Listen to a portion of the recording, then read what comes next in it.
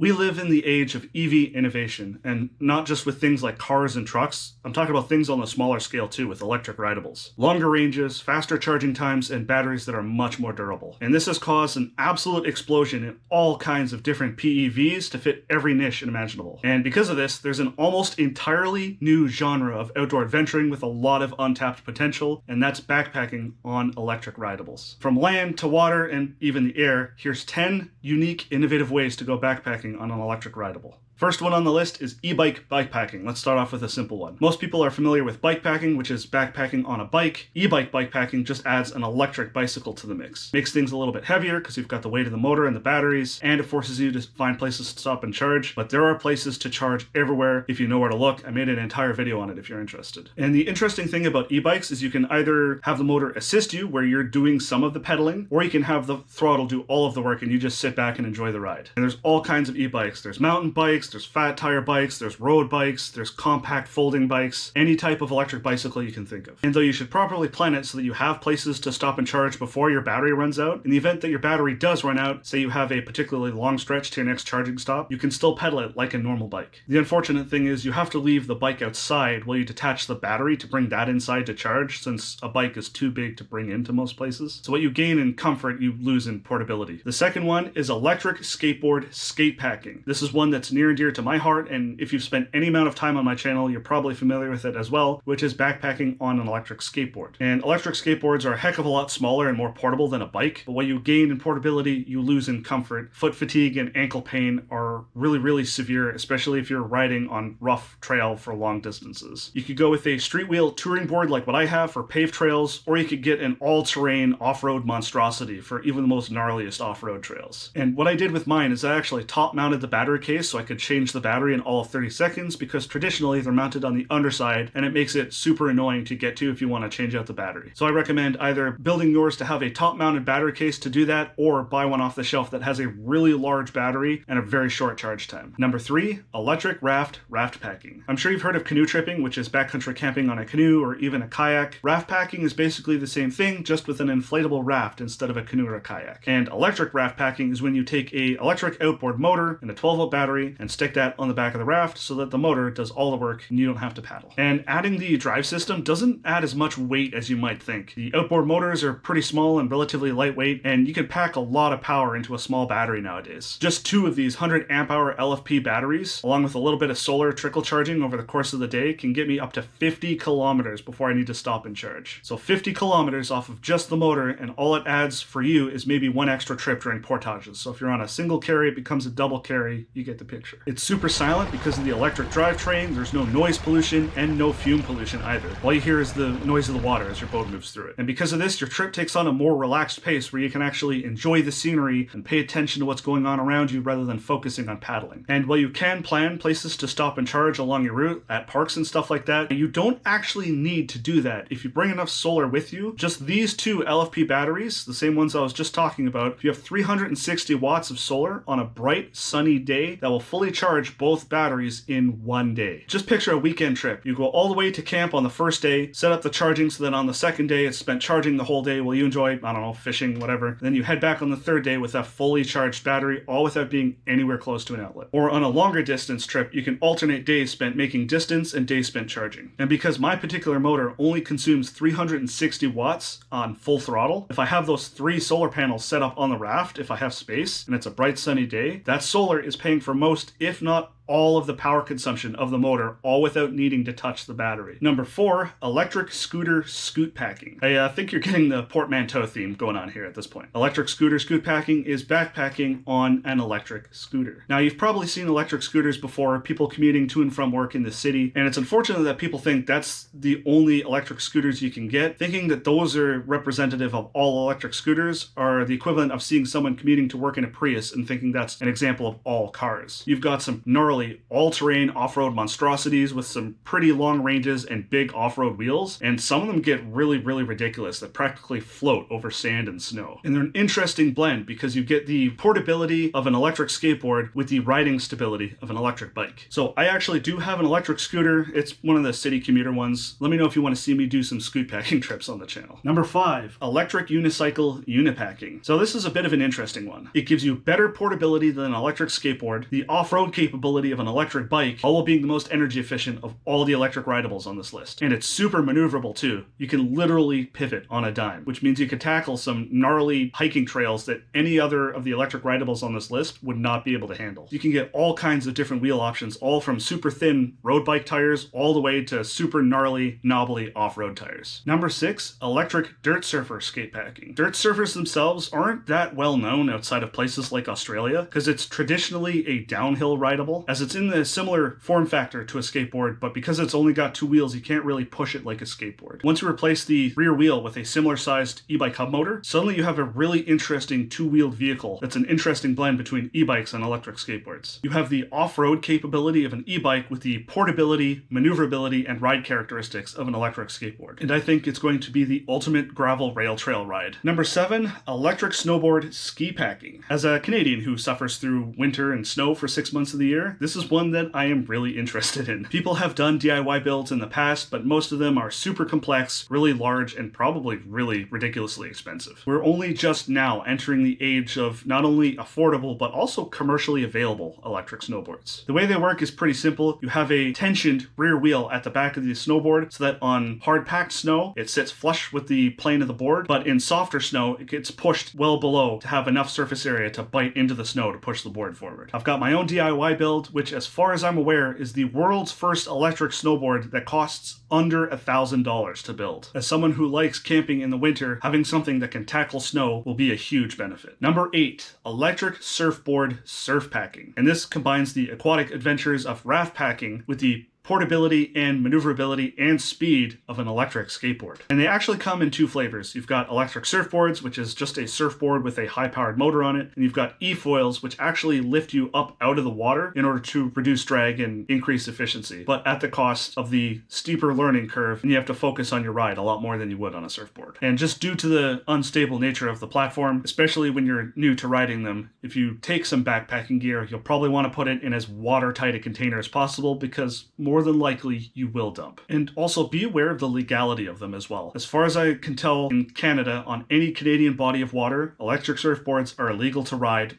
full stop. But in America, go nuts. Number 9, electric rollerblade rollerpacking. Yes, electric rollerblades are a thing. And frankly, you can't get much more portable than having the entire drive assembly and battery on your feet. Now, because of the small space to store everything, you're not going to get too much range out of them. As the example I'm working with here, the Ascend Alpha, they tout a range of up to 15 kilometers on a single charge, although their charge time is pretty small, with a 2-hour and 15-minute charge time to go to 100%, or only an hour and 15 minutes to go to 80% if you want to leverage time spent traveling and time spent charging. Because your charging stops are going to be a lot more frequent, you're a bit more limited to a more urban route for places to stop and charge, unless each blade only charges with a 60-watt charger. So on a bright sunny day, if you have a 60-watt solar panel for each blade, you can charge at the same speeds you would off a wall outlet. Electric roller skates only came on my radar relatively recently, and you bet your ass I'm going to buy a pair. And number 10, electric paramotor Parapacking. Paramotoring is where you take a paraglider and pair it with a big ass propeller